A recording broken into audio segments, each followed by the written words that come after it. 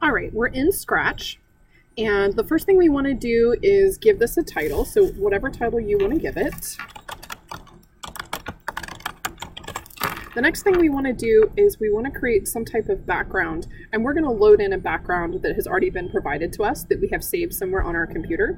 So what we're going to do is we're going to click right down here on this little icon where it says choose backdrop from library, or you can click on paint new backdrop.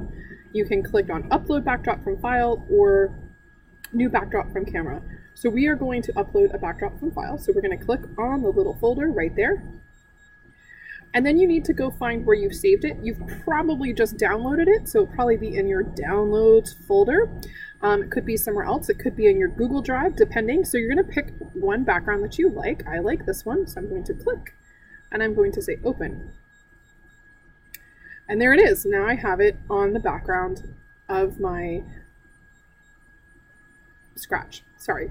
If you don't want to have backdrop 1, you can just go there, click, and delete, and it's gone. And that is all you have to do to add a background to your Scratch.